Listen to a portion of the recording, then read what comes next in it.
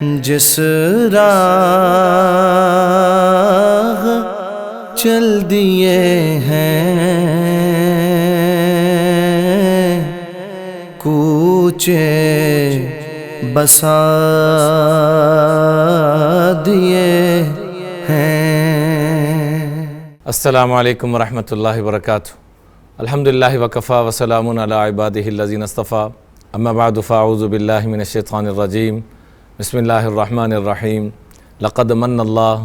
علی المؤمنین اذ بعث فیہم رسولا، صدق اللہ العظیم۔ سیرت طیبہ کے عنوان کے حوالے سے آج ہمارا جو موضوع ہے احسانات مصطفیٰ صلی اللہ علیہ وآلہ وصحبہ وسلم، امام الانبیاء کی ذات اقدس کائنات میں ان سے بڑا احسان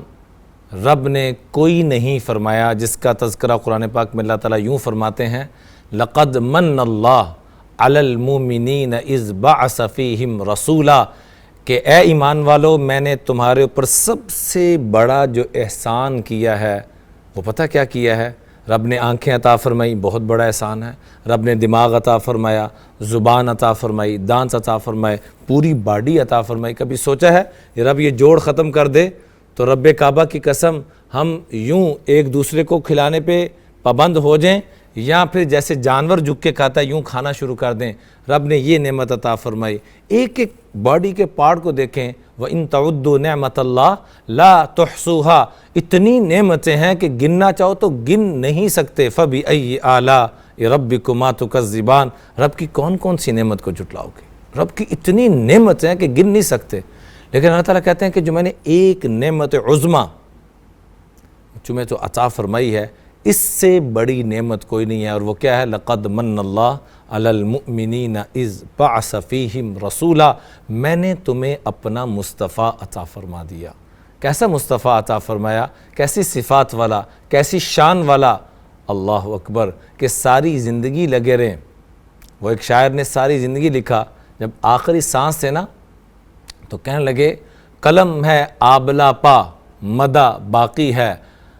قلم ہے آبلہ پا مدہ باقی ہے، عمر بر لکھا مدہ باقی ہے، تمام ورق تمام ہوا مدہ باقی ہے۔ کہ امام الانبیاء کے لیے ورق بھی تمام کر دیے، قلم بھی سارے ٹوٹ گئے، عمریں بھی ساری بیت گئیں، لیکن امام الانبیاء کی ابھی مدح شروع بھی نہیں ہوئی۔ یہ رب نے مقام اور رتبہ عطا فرمایا۔ رب نے اور بھی ہمیں بڑی نعمتیں دی ہیں۔ الم نجعل الارض مہادا والجبال اوتادا وخلقناکم ازواجا وجعلنا نومکم سباتا وجعلنا اللیل لباسا وجعلنا النہار معاشا وبنینا فوقکم سبعا شدادا وجعلنا سراجا وہاجا وانزلنا من المعصرات ماء سجاجا لنخرج به حبا ونباتا وجنات الفافا۔ یہ ساری نعمتیں رب نے عطا فرمائی۔ کہیں فرمایا الم نجعل لہ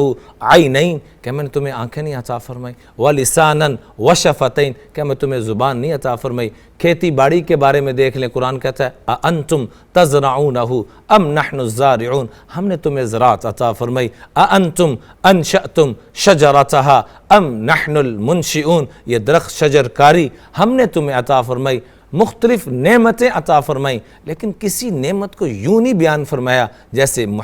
اپنے پیارے محبوب علیہ السلام کا احسان جو ہمارے اوپر فرمایا۔ یہ رب کا سب سے بڑا احسان ہے، احسانات مصطفیٰ میں سے ایک، رب کعبہ کی قسم یہ سب سے بڑا رب کی طرف سے احسان ہے ہمارے اوپر کہ اپنے محبوب عطا فرمائے، جس کو شاعر یوں کہتا ہے، کچھ کفر نے فتنے پھیلائے، کچھ ظلم نے شعلے بڑھکائے، سینوں میں عداوت جاگ اٹھی، انسان سے انسان ٹکرائے، پامال کیا برباد کیا کمزور کو طاقت والوں نے، پامال کیا برباد کیا کمزور کو طاقت والوں نے، جب ظلم و ستم حد سے گزرے تشریف محمد لے آئے صلی اللہ علیہ وآلہ وصحبہ وسلم۔ آقا علیہ السلام کے بڑے احسانات ہیں ہمارے اوپر۔ سب سے بڑا احسان کہ یہ جبیں جو بتوں سے ہٹا کر اللہ کے سامنے جھکا دی، رب کعبہ کی قسم یہ سب سے بڑا احسان ہے، جس کو قرآن یوں کہتا ہے قد جاءکم من اللہ نور وکتاب مبین یہدی بہ اللہ من اتبع رضوانہ سبل السلام، کہ رب نے تمہیں ایسا پیارا محبوب عطا فرمایا جو تمہارے پاس کتاب بھی لے کر آئے، رب نے تمہیں نور عطا فرمایا، کتاب مبین عطا فرمائی، اور انہوں نے آ کر لوگوں کو شرک کی نفرت و شرک کی دلدل سے نکال کر رب کے سامنے کھڑا فرما دیا۔ یہ احسانات مصطفیٰ میں سے ایک بہت بڑا احسان ہے جس کو سیدنا عمر فاروق رضی اللہ تعالیٰ عنہ فرمایا کرتے تھے، قال عمر انا کنا اذل قوم فاعزنا اللہ بالاسلام، ہم تو ذلتوں کی کھائیوں میں پڑے ہوئے تھے، آقا علیہ الصلوۃ والسلام کے صدقے جو ہمیں اسلام ملا، اس کی برکت سے رب نے ہمیں عزت عطا فرمائی، فمہما، یہ کان کھول کے سن لو، سیدنا عمر فاروق رضی اللہ تعالیٰ امیر المومنین فرما رہے ہیں، فمہما، جب کہ ہم نبتغی العزت، جب عزت تلاش کریں گے، بغیر ما اعزنا اللہ، کہ جو اللہ نے ہمیں جو راستہ عطا فرمایا تھا اپنے حبیب علیہ الصلوۃ والسلام کی احسانات کی صورت میں، جو احسان مصطفیٰ رب نے ہمیں عطا فرمایا، فرمایا اس کو چھوڑ کر عزت تلاش کرنا چاہیں گے، اذلنا اللہ، ہم ذلیل ہو کے رہ جائیں گے۔ فللہ العزہ ولرسولہ وللمؤمنین، عزت اللہ کے خزانوں سے صرف اور صرف آقا علیہ الصلوۃ والسلام کی غلامی سے ایمان والوں کو ملتی ہے، اور کسی کو نہیں ملتی، ہر ایمان والے کو نہیں، جو ایمان والا امام الانبیاء کی غلامی کے اندر آئے گا، رب اس کو عزتوں کی چوٹیوں پہ پہنچائیں گے۔ احسانات مصطفیٰ میں سے ایک بہت بڑا احسان رشتوں کا احترام اور تقدس رب نے جو ہمیں عطا فرمایا ہے، وہ امام الانبیاء کے صدقے سے ملا، ورنہ رشتوں کا احترام تو ختم ہو چکا تھا۔ کون بھائی،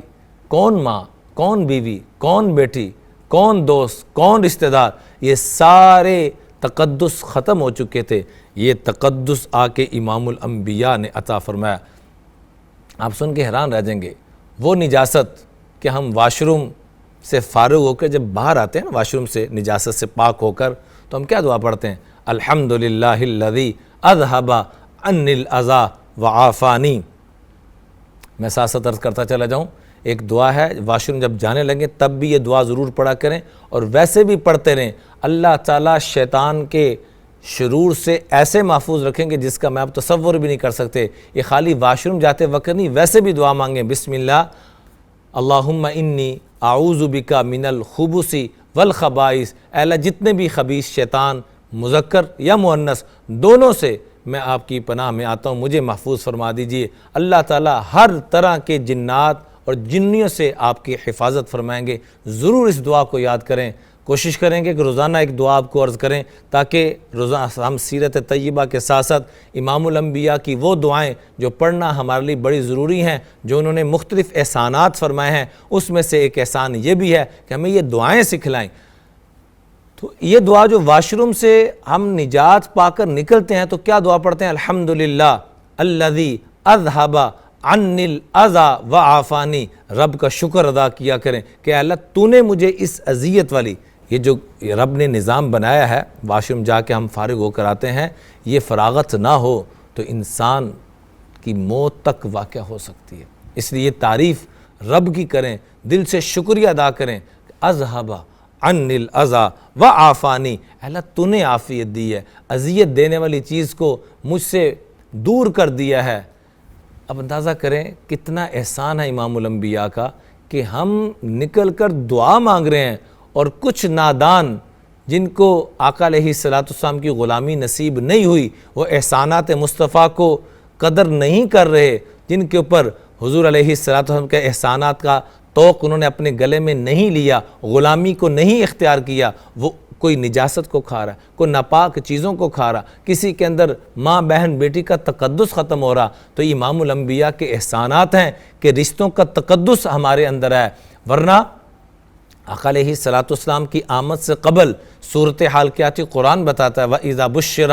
أَحَدُهُمْ بِالْأُنْثَى ظَلَّ وَجْهُهُ مُسْوَدًّا وَهُوَ كَظِيمٌ، کہ جب کسی کے ہاں بیٹی پیدا ہوتی تو یوں منہ چھپاتا پھرتا، یوں منہ نیچے کر لیتا، يَتَوَارَى مِنَ الْقَوْمِ مِنْ سُوءِ مَا بُشِّرَ بِهِ أَيُمْسِكُهُ عَلَى هُونٍ ام یدسہ فی التراب، یہ مصیبت میرے گھر میں آ گئی۔ بیٹی جو رحمت ہے، امام الانبیاء سے پوچھا گیا کہ آپ رحمت للعالمین، آپ کی رحمت کیا ہے؟ فرمایا میری رحمت میری بیٹیاں ہیں، میری رحمت میری فاطمہ ہے، میری رحمت میری زینب، رقیہ، ام کلثوم ہے۔ بیٹی کو رحمت کہا، اور یہاں تک فرمایا جس نے بیٹی کی وجہ سے زندگی میں کسی ایک موڑ پہ تھکا ہوا گھر میں آیا، بیٹی کو ڈاکٹر کے پاس لے کے جانا پڑ گیا، اللہ کے محبوب نے پتہ کیا ارشاد فرمایا؟ سبحان اللہ، کتنا بڑا احسان ہے۔ اور آج ہماری یہی عورت کہتی ہے، ہماری ماں بہن بیٹی کہتی ہے کہ میں پردہ کروں، میں دین پہ چلوں، مجھے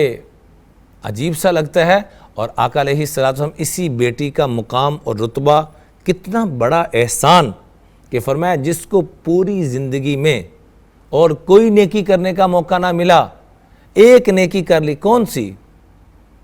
کہ بیٹی کی وجہ سے اس کو اپنا آرام تھوڑا سا ڈسٹرب کرنا پڑا، تھوڑا سا خلل آ گیا۔ من ابتلی من هذه البنات بشیء کن لہ سترا من النار، تو فرمایا اس کے جنت میں جانے کے لیے یہی عمل کافی۔ میں امام الانبیاء گارنٹی دیتا ہوں کہ جس کو بیٹی کی وجہ سے زندگی کی کسی ایک موڑ پہ تھوڑی سی تکلیف پہنچی، اللہ تعالیٰ اس کو جنت عطا فرما دیں گے۔ تو صورتحال یہ ہے امام الانبیاء کی آمد سے قبل کہ مردوں کی صورتحال یہ کہ چھوٹی چھوٹی بات پہ ایک دوسرے کو قتل کیا جا رہا ہے، اور بیٹی کو کسی کھاتے میں نہیں لیا جا رہا، بیٹی کو مصیبت اور ذلت سمجھا جا رہا ہے۔ جیسے کہ ایک صحابی کا واقعہ آتا ہے، آ کے عرض کی اللہ کے رسول صلی اللہ علیہ وسلم، میں نے اسلام سے قبل بہت بڑا گناہ کیا، میری معافی کی کوئی صورت ہے؟ آپ نے فرمایا ان الاسلام یہدم ما کان قبلہ، اسلام کے صدقے اللہ پچھلے سارے گناہ معاف کر دیتا ہے۔ ان الہجرۃ تہدم ما کان قبلہا، ہجرت کے صدقے اللہ سارے گناہ معاف کر دیتا ہے۔ آپ نے اسلام بھی لائے، ہجرت بھی کی، کہا یا رسول اللہ میرا گناہ بہت بڑا ہے، اور اصرار کرتے رہے کہ میرا گناہ سن لیجئے، اور پھر اپنا گناہ کیا پیش کیا کہ میں سفر پہ جا رہا تھا، بیوی سے کہا بیٹا پیدا ہوا تو رکھ لینا، بیٹی پیدا ہوئی تو اس کو زندہ درگور کر دینا۔ ماں کی ممتا کہاں سے اجازت دے؟ واپس آئے تو بیٹی ہی پیدا ہوئی تھی لیکن کسی عزیز کے ہاں رکھوا دی۔ جب بیٹی بڑی ہوئی تو اس گھر میں بھی اس کا آنا جانا شروع ہو گیا۔ پہلے ماں نے نہیں بتایا، جب دیکھا کہ بہت مانوس ہو گئے ہیں، انہی کا خون، انہی کی بیٹی، انہی کے لیے رب نے رحمت بنا کر بھیجا، لیکن امام الانبیاء کا وہ غلامی کا توق ابھی موجود نہیں تھا، وہ احسانات ابھی نہیں لیے تھے، تو کہنے لگے یا رسول اللہ صلی اللہ علیہ وسلم، چونکہ میں نے ابھی کلمہ نہیں پڑھا تھا، مجھے یہ غلامی نصیب نہیں ہوئی تھی، تو میں نے اسی بیٹی کو سیر کے بہانے سے لے کے چلا گیا اور جا کے کھڈا کھودنا شروع کیا، اور جب میرے منہ پہ مٹی پڑتی، وہ معصوم بچی اپنے ننھے ننھے ہاتھوں سے میرے چہرے کو صاف کرنے کی کوشش کرتی، میں اس کو آگے سے دھکا دے دیتا۔ امام الانبیاء سمجھ گئے اور آنکھوں میں آنسو آنا شروع، اور روتے فرمایا تجھے خیال نہ ہے؟ کہ یا رسول اللہ مجھے اس وقت کوئی خیال نہ ہے، حتیٰ کہ میں نے پورا کھڈا کھود لیا اور بچی کو گریبان سے پکڑ کر یوں اوپر اٹھایا، اور بچی روتے ہوئے چیختے چلاتے ہوئے پتہ کیا عرض کرتی ہے؟ بابا مجھے اتنا تو بتا دو میرا قصور کیا ہے، میرا قصور کیا ہے، میری خطا کیا ہے، میری غلطی کیا ہے، مجھے اتنا تو بتا دو۔ آپ نے کہا تجھے کوئی ترس نہ؟ کہا یا رسول اللہ مجھے کوئی ترس نہ آیا، حتیٰ کہ میں نے اس بچی کو یوں اوپر اٹھایا اور اٹھا کر اس کھڈے کے اندر پھینک دیا اور اوپر منو مٹی پھینک دی۔ امام الانبیاء کی آنکھوں میں آنسو، اور گریبان سے پکڑ کے فرمایا اپنے چہرے کو میرے سے ہٹا لو، اپنے چہرے کو میرے سے ہٹا لو، اگر پچھلے گناہوں پہ اللہ کی طرف سے مجھے اجازت ہوتی کہ میں کسی کو سزا دوں تجھے ضرور سزا دیتا۔ یہ عورت کا مقام تھا، احسان ہے امام الانبیاء کا آج کی عورت پر بھی، آج کے مرد پر بھی، اور آج کے معاشرے پر بھی۔ کاش کہ ہم ان احسانات کو لے کر چلیں۔ آقا علیہ السلام کے بارے میں قرآن پاک میں اللہ فرماتا ہے کتاب انزلناہ الیک لتخرج الناس من الظلمات الی النور، میں نے اپنے محبوب علیہ السلام کو ایسی کتاب عطا فرمائی کہ جو لوگوں کو ظلمتوں کے اندھیروں سے نکال کر، جہالت کے اندھیروں سے نکال کر علم اور نور اور ہدایت کی روشنی کی طرف لے کے آ رہے ہیں۔ ایک موقع پہ امام الانبیاء احمد مجتبیٰ صلی اللہ علیہ وسلم فرماتے ہیں انما مثلی ومثل الناس کمثل رجل استوقد نارا، میری اور لوگوں کی مثال ایسے ہی ہے کہ ایک آدمی نے آگ جلائی، فجعل الفراش وهذه الدواب یقعن فیہا، اور اس میں پتنگے آ کے گر رہے ہیں، اور وَأَنَا آخِذٌ بِحُجَزِكُمْ عَنِ النَّارِ وَأَنْتُمْ تَفَتَّلُونَ مِنْ يَدِي۔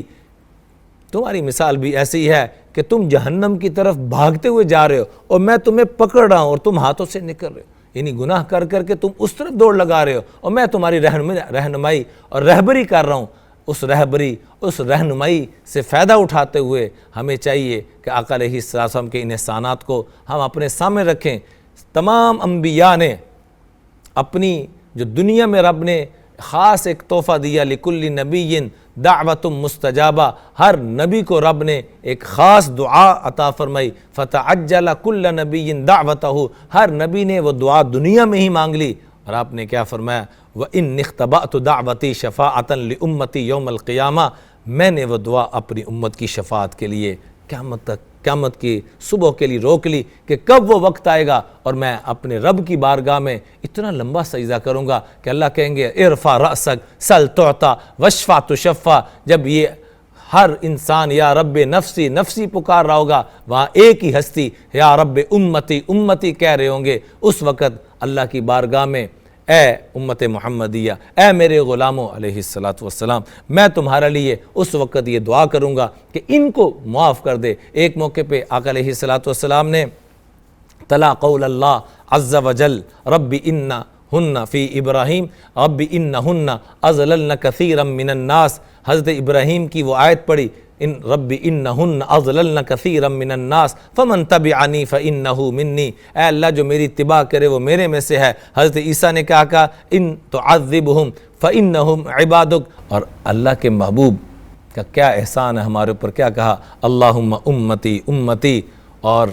آیت نازل ہو رہی ہے اے میرے محبوب وَلَسَوْفَ يُعْطِيكَ رَبُّكَ فَتَرْضَى، ہم آپ کو اتنا عطا کریں گے کہ آپ ہم سے راضی ہو جائیں۔ ساری کائنات سے کہا مجھے راضی کرو، محبوب کی باری ہے فرمایا تجھے راضی کرنا ہے، تو کیا پیش کیا، گھر میں فقر و فاقہ، گھر میں مصائب، گھر میں آزمائش، سب اختیاری تھی سب کچھ، لیکن کیا حالات ہیں وہ میرے آپ کے سامنے ہیں، اور اس موقع پہ آیت نازل ہو رہی ہے کہ آپ کو اتنا عطا کرنا ہے کہ آپ ہم سے راضی ہو جائیں، تو کیا کہا وَإِذَا لَا أَرْضَى وَوَاحِدٌ مِّنْ أُمَّتِي فِي النَّارِ، اے اللہ میں اس وقت تک راضی نہیں ہوں گا جب تک میرے ایک ایک امتی کو جنت میں نہ پہنچا دیا جائے۔ اللہ تعالی ہم سب کو اپنے محبوب کے قدموں میں جنت میں پہنچائے۔ وآخر دعوانا الحمدللہ رب العالمین۔ جس راہ چل دیے ہیں کوچے بسا دیے ہیں،